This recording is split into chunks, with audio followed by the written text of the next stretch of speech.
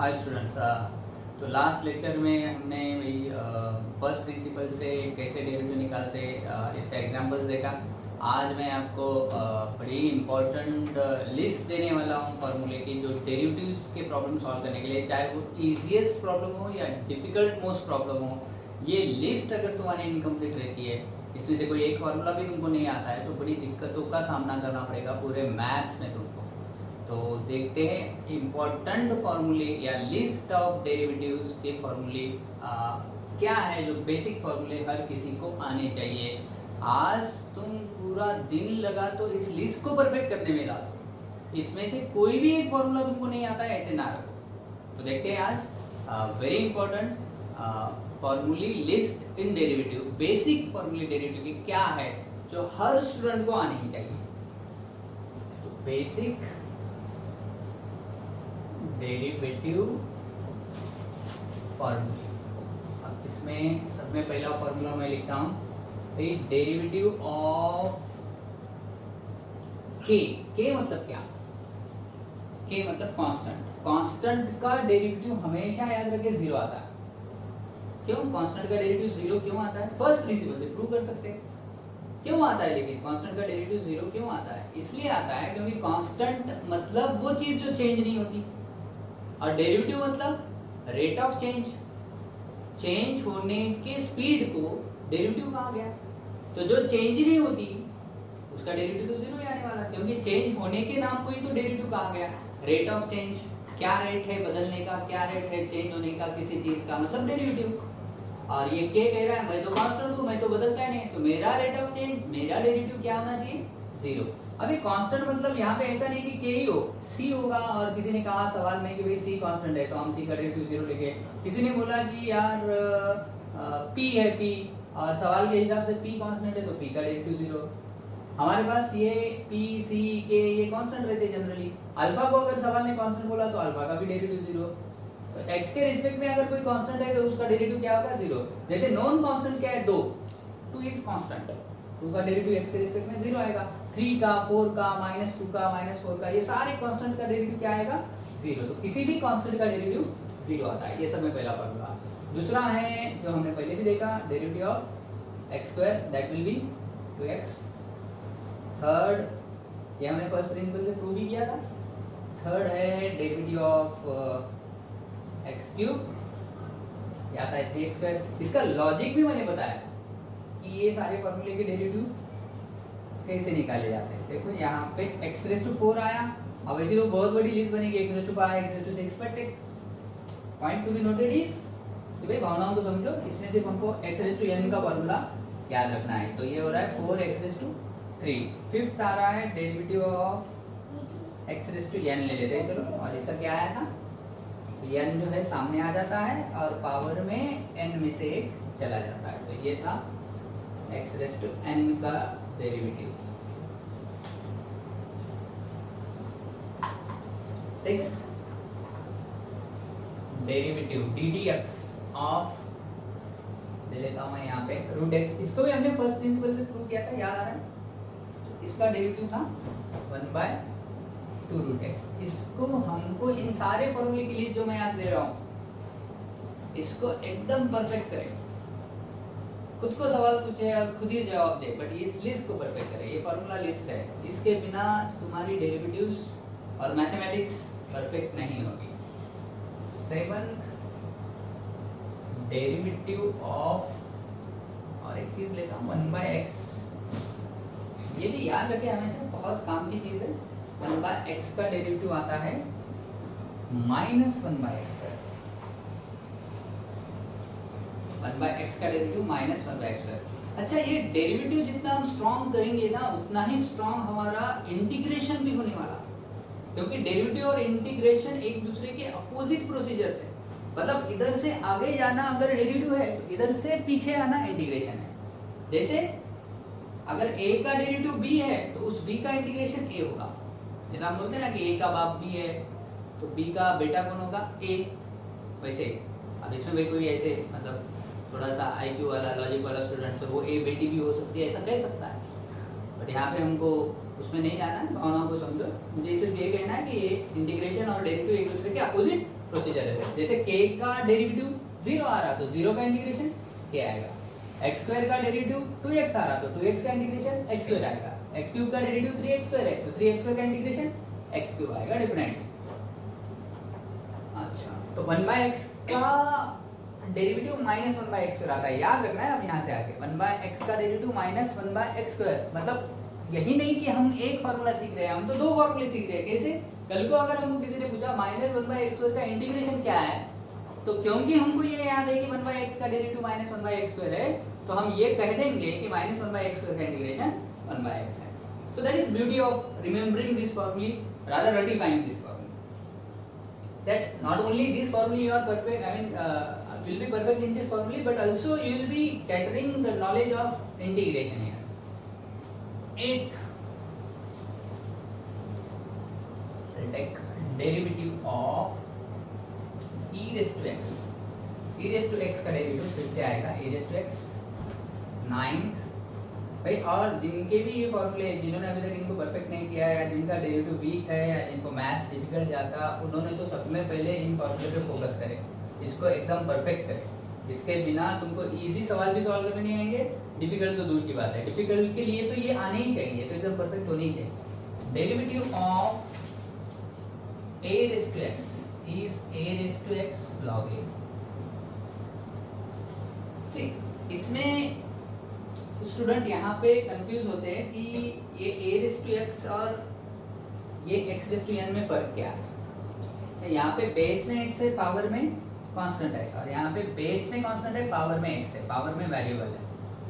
जैसे कि suppose pi raise to x का डेरिवेटिव निकालना है, तो तुम किसकी तरह इसको सॉल्व करोगे, इस 5th की तरह या इस 9th की तरह?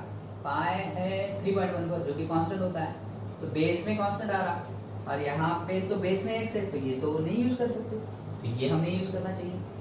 बेस में a मतलब कांस्टेंट और पावर में x, तो इसकी तरह आप इसको सॉल्व करें तो इसका डेरिवेटिव मैं लिख सकता पाई raise to x log pi.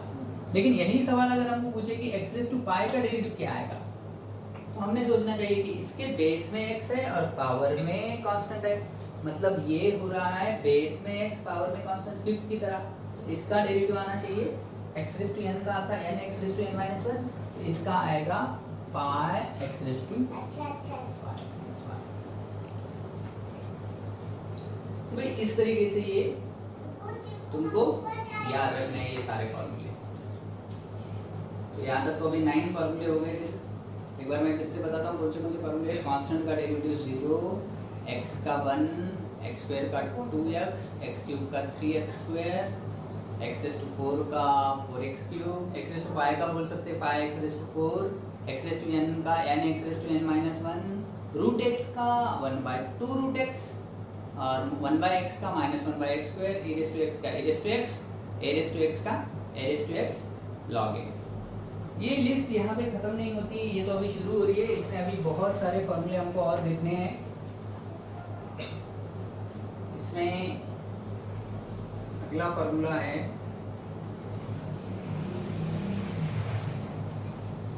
Derivative of log x। log x का डेरिवेटिव आता है 1/x, log x का डेरिवेटिव 1/x।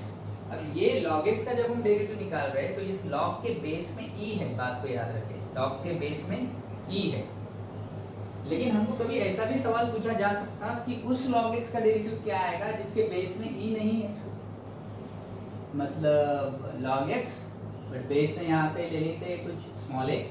अब डेरिवेटिव बताओ, तो इसका आंसर होना चाहिए ये भी आएगा 1/x, बट इसके साथ नीचे आएगा log a।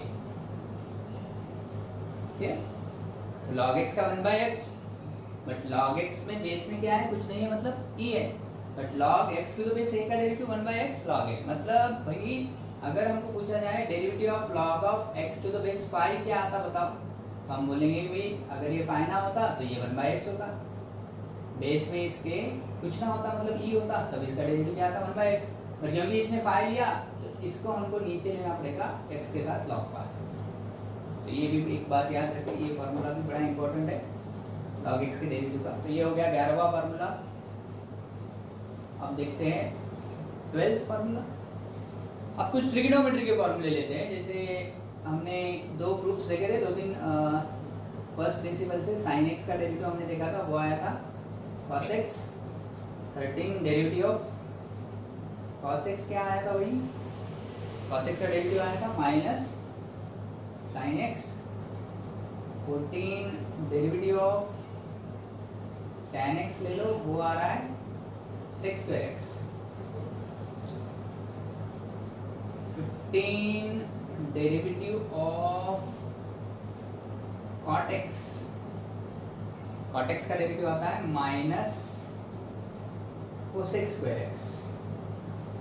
16 derivative of sec x, ये आएगा sec x tan x। और 17 डेरिवेटिव ऑफ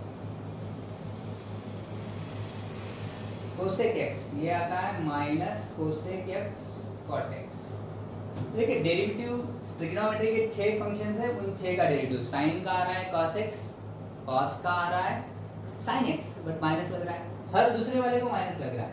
sin का cos x, cos का माइनस sin x, tan का sec स्क्वायर, cot का cosec स्क्वायर, बट सेकंड वाले को क्या लगा माइनस। sec का sec x tan x और cosec x का minus cosec x cot x। sin x का डेरिवेटिव cos x का minus sin x, tan x का sec square x, cot x का minus cosec square x, sec x का sec x tan x और cosec x का minus cosec x cot x। तो देखो यहाँ पे 17 फॉर्मूले बन गए। फिर से देखो, कांस्टेंट का डेरिवेटिव 0, x का 1, x स्क्वायर का 2x, x टू का 3x square, x raise to 4 का 4x cube, x raise to 5 का 5x raise to 4, x raise to n का n x raise to n minus 1, फिर root x का 1/2 root x, 1/x का minus 1/x square. अच्छा, ये 1/x का derivative जो हमने सीखा, ये माइनस 1/x स्क्वायर कैसे क्या आ रहा है? फर्स्ट प्रिंसिपल से तो ठीक है, प्रूव कर ही सकते हैं, बट एक लॉजिक से भी इसको प्रूव किया जा सकता है। और वो लॉजिक क्या है कि भाई ये 1/x मतलब x रेज़ टू माइनस 1, और हमने देखा x रेज़ टू n का डेरिवेटिव क्या आया था, n x raise to n minus 1। तो ये x n की जगह यहाँ पे क्या आ रहा minus 1। x raise to minus 1 का डेरिवेटिव हम क्या लिख सकते हैं, x रेज़ टू माइनस 1 का डेरिवेटिव, ये माइनस 1 को वैसे ही रखें, n की जगह माइनस 1, n की जगह माइनस 1, x की जगह x, n की जगह माइनस 1, ये हो रहा है minus 1 into x raise to minus 2, मतलब minus 1/x square. Look, 1/x का डेरिवेटिव माइनस 1/x स्क्वायर। तो इस फॉर्मूले की मदद से भी हम प्रूव कर सकते हैं कि x रेज़ टू माइनस 1 का डेरिवेटिव क्या था, माइनस 1/x स्क्वायर। बट इसको हर बार प्रूव करते बैठने की हमको जरूरत नहीं पड़नी चाहिए, क्योंकि ये फिर बहुत टाइम लेगा, क्योंकि ये बेसिक फार्मूला है। तो ये हम अगर याद रखते हैं तो प्रॉब्लम की स्पीड हमारी अच्छी होगी। 1/x का डेरिवेटिव माइनस 1/x स्क्वायर। तो यहाँ पे टोटल 17 फॉर्मूले हैं। ट्रिग्नोमेट्री के फिर से एक बार देखो, sin x का आया, cos x का आया minus sin x, tan x का sec स्क्वायर, cot x का minus cosec square, sec x का sec x tan x, cot x का cosec x का minus cosec x cot x, sin x cos x minus sin x, tan x sec square x, cot x minus cosec square x, sec x tan x और cosec x minus cosec x cot x। अच्छा, इसी तरीके से और भी कुछ फॉर्मूले हैं। तो ये बन गया हमारी लिस्ट 17 फॉर्मूले की। 18वां फॉर्मूला देखो, derivative of sine inverse of x। Sine inverse of x का डेरिवेटिव हमेशा याद रखें, इसको हम आगे देखेंगे, ये प्रूव भी करेंगे। इनवर्स फंक्शंस के डेरिवेटिव्स में हमको ये सीखना है डिटेल में। साइन इनवर्स ऑफ x का डेरिवेटिव यहाँ से आगे तो एटलीस्ट याद रखें, ये आता है 1 माइनस x स्क्वायर, मतलब हम root of 1 minus x square. 19 formula, derivative of cos inverse of x, ये आता है minus 1 upon root of 1 minus x square. इसको तुमको अच्छे से लिख लेना है, लगा तो इसका चार्ट बनाओ, घर पे अपनी दीवारों में रखो, बेडरूम में, और इसको परफेक्ट बनाओ। 20 फॉर्मूला है, derivative of tan inverse of x, ये आता है 1 upon 1 plus x square. 21 derivative of cot inverse of x, minus 1/1 plus x square. अच्छा, इसमें एक सवाल पूछना है कि ये 4 फॉर्मूले अगर हमने स्टडी किए, इसमें से मुझे ये बताओ कि इसमें से इन चारों में से कौन से 2 फॉर्मूले का डेरिवेटिव हमेशा पॉजिटिव आता है? इसका डेरिवेटिव क्या हमेशा पॉजिटिव आएगा? x चाहे कुछ भी हो, जो भी x हो साइन इनवर्स का, वो x चाहे कुछ भी हो, प्लस माइनस व्हाटएवर, क्या ये हमेशा पॉजिटिव होगा? यस, ये हमेशा पॉजिटिव होगा। क्यों? क्योंकि इसका न्यूमरेटर देखो +1 है, कुछ नहीं मतलब +1 है, और डिनोमिनेटर रूट में है। और एक बात याद रखिए कि स्क्वायर रूट हमेशा क्या देता? पॉजिटिव देता है। स्क्वायर रूट कभी भी कौन सी वैल्यू नहीं देता? नेगेटिव। तो न्यूमरेटर भी पॉजिटिव, डिनोमिनेटर भी पॉजिटिव, मतलब साइन इनवर्स ऑफ x का डेरिवेटिव हमेशा पॉजिटिव आता है। cos इनवर्स ऑफ x का, अच्छा रूट तो हमेशा पॉजिटिव देता, बट ऊपर है माइनस, इसका मतलब cos इनवर्स ऑफ x का डेरिवेटिव हमेशा नेगेटिव आता है। tan इनवर्स का 1/1 प्लस, यहाँ पे तो नीचे रूट नहीं है, लेकिन नीचे 1 प्लस एक्स स्क्वायर है, और स्क्वायर हमेशा पॉजिटिव रहते हैं, और उस पॉजिटिव में 1 ऐड करने के बाद फिर से पॉजिटिव ही मिलेगा, मतलब डिनोमिनेटर हो गया पॉजिटिव, न्यूमरेटर है +1, मतलब tan इनवर्स ऑफ x का भी डेरिवेटिव क्या है हमारा? हमेशा +1। तो पहले का डेरिवेटिव हमेशा पॉजिटिव, इसका हमेशा नेगेटिव, tan इनवर्स का हमेशा पॉजिटिव, cot इनवर्स का हमेशा नेगेटिव। बट अब ये पॉजिटिव नेगेटिव का फंडा इसलिए कह रहा हूँ क्योंकि आगे एप्लीकेशन ऑफ डेरिवेटिव में ये किसका डेरिवेटिव पॉजिटिव और किसका नेगेटिव आता है, ये बात से बहुत सारे प्रॉब्लमों को सॉल्व करने में मजा आता है। तो इसलिए थोड़ा समझे कौन सा डेरिवेटिव हमेशा पॉजिटिव आ रहा है। वेल, यहाँ पे तो आज हमको भी तुमको फोकस करना है फॉर्मूले याद रखने पे। अगर उसके हो रहे हैं आपको कौन सा हमेशा पॉजिटिव आता है कौन सा नेगेटिव आता है, इस बात को भी समझोगे तो आगे के चैप्टरों पे भी आज से ही तुम तैयारी कर रहे हो, ऐसा उसका नहीं होता है। अब ये फॉर्मूले फिर से एक बार देखो, साइन इनवर्स का क्या है? 1/√1 - x square, cos inverse of x का -1/√1 - x square, tan inverse of x का 1/1 plus x square, cot inverse of x का -1/1 प्लस x स्क्वायर। अब है और दो, हमारे मन में सवाल आ ही रहा होगा कि sir sine inverse cos inverse हो गया, tan इनवर्स भी हो गया, cot इनवर्स भी हो गया, क्या होगा डेरिवेटिव इसका? सेक इनवर्स का। सेक इनवर्स, तो भाई सेक इनवर्स का जो डेरिवेटिव है वो आता है ऊपर +1, देखो प्लस माइनस +1 -1, अब ये आ रहा फिर से +1, और नीचे आता है x√(x²-1). एक्चुअली ये √(x²-1) है, यहाँ पे 1 - x² है। ये रूट के बजाय इधर जो ये x है वो कई बार स्टैंडर्ड बुक्स में mod x में रहता है। एक्चुअली वो होना भी चाहिए mod x में, बट बोर्ड लेवल में सीबीएसई बोर्ड की कुछ बुक्स में ये mod x दिया, स्टेट बोर्ड में भी कई बार ये दिया नहीं दिया, बट एक्चुअली ये mod x होना चाहिए, बट नहीं भी लिखेंगे तो ज़्यादा फर्क नहीं पड़ता है। बहुत सारे बुक्स में mod x नहीं दिया, सिर्फ x भी दिया तो चलता है, कोई इशू नहीं, बट एक्चुअली यहाँ पे mod x होना चाहिए, x की जगह mod x होना चाहिए। अब of course last inverse trigonometry वाला last 23, derivative of cosec inverse of x, ये आता है -1/x√(x²-1). क्या फिर से सवाल आ रहा है मन में कि सर क्या ये भी x मॉड में होना चाहिए? यस ऑफ कोर्स, मतलब अगर हमको कई एक आध बार एग्जाम में सवाल आ जाए कि कोसेक इनवर्स ऑफ x का डेरिवेटिव क्या है, और एक ऑप्शन में यहाँ पे x है और दूसरे ऑप्शन में यहाँ पे mod x है, तो हम वो ऑप्शन को टिक करेंगे जिसमें mod x है, इस x की जगह mod x, मतलब ऐसा होना चाहिए -1/mod x√(x²-1). लेकिन चल जाता है, बोर्ड लेवल में बहुत बार ये चल जाता है, सीईटी लेवल में भी इसको कोई ध्यान नहीं देता है, सिर्फ x भी लिखेंगे तो उसी को भाई होशियार समझा जाता है, बट सही मायने में यहाँ पे होना चाहिए mod x। तो ये हो गए भाई 23 फॉर्मूले। अच्छा, इसमें मुझे और एक फॉर्मूला तुमको बताना है,